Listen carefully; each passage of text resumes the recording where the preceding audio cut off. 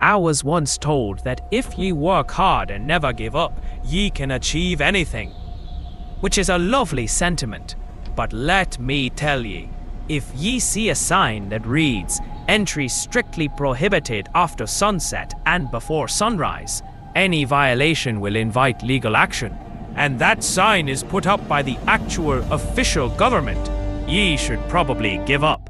Why? Because that sign is posted at India's most terrifying place, Bangar Fort. The lesson here is simple.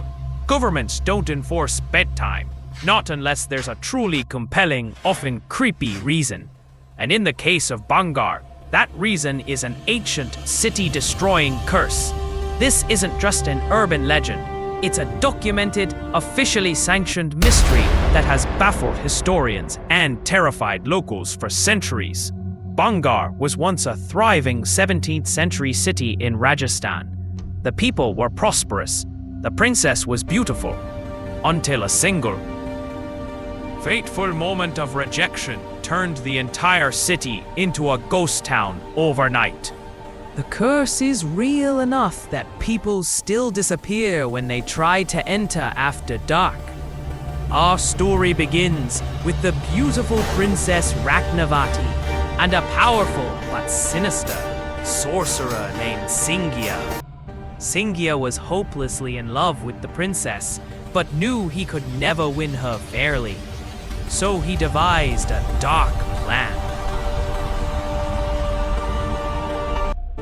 When the princess's maid went to buy perfume, the sorcerer enchanted the oil with a love spell, a Vashakaran mantra, so when it touched the skin, the princess would feel an irresistible pull toward him.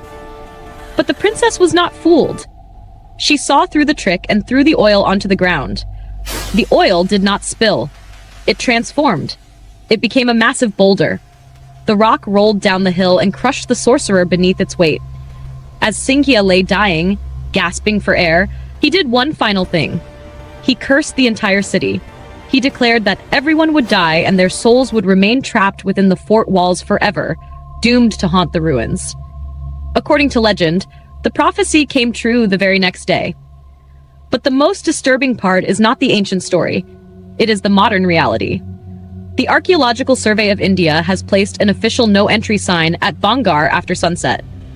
A government body tasked with science and preservation has effectively validated a ghost story.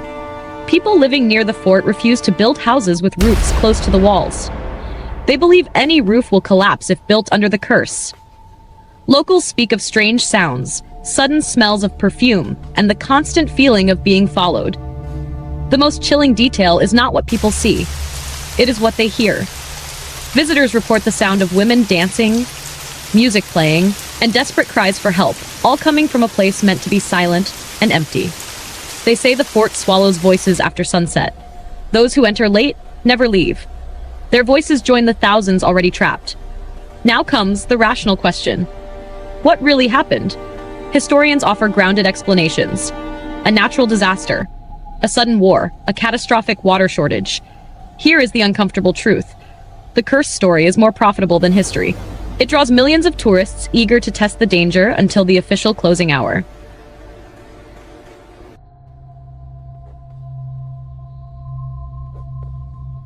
The ban is not bad for tourism. It is the best marketing tool the fort has.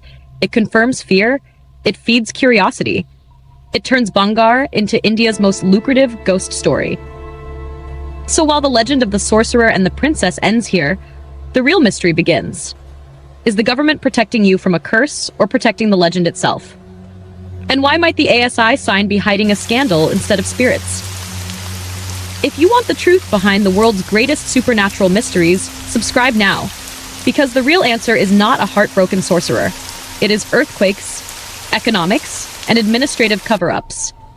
Historians and scientists have long proposed 3 non-supernatural reasons for Bangar's sudden abandonment in the 17th century. The strongest explanation is a natural disaster.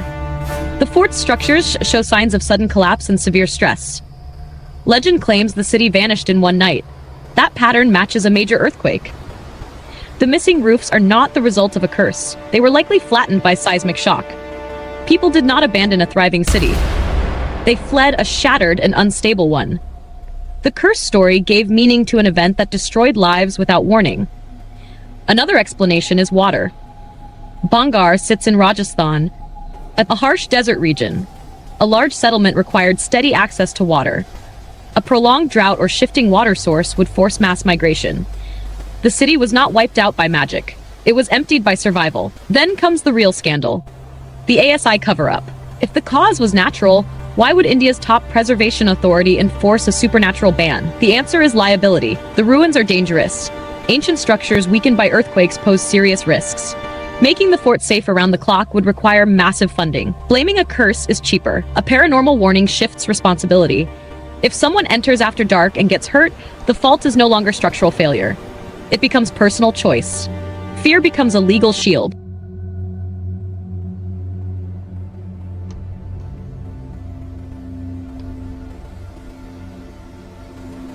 The true curse of Bangar is neglect paired with profit. The sign does not warn you about ghosts. It warns you about crumbling stone no one wants to fix. This model works. And Bangar is not alone. Across the world, haunted legends protect governments from lawsuits, costs, and scrutiny. Poveglia Island in Italy is known as the Plague Island. Legend says thousands died there and their souls still roam. The island is closed to the public. The real reason is decay. Buildings are collapsing. Restoration would cost millions. A ghost story is better public relations than a balance sheet. Hashima Island in Japan is another example. Often called Battleship Island, it feels abandoned overnight. Stories speak of restless spirits. The truth is, concrete decay. Salt and time are tearing the buildings apart. There is also a painful history of forced labor during World War II.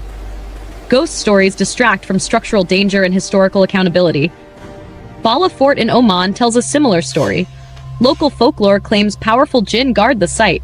The fear keeps people away. In reality, the stories helped protect the ruins during years of neglect and restoration. Superstition works as free security. Every one of these sites teaches the same lesson. Fear is cheap. Folklore attracts tourists. And legends cost less than repairs. The real mystery is not what happened centuries ago. It is why fear still replaces funding today. Thanks for watching. Hit that like button and share this video with someone who loves a good scare. Every tap and share helps us bring ye more terrifying true stories, disturbing encounters, and chillin' mysteries. Tales designed to keep ye up at night. This is Dark Hour Diaries, where your nightmares find a voice. Arr!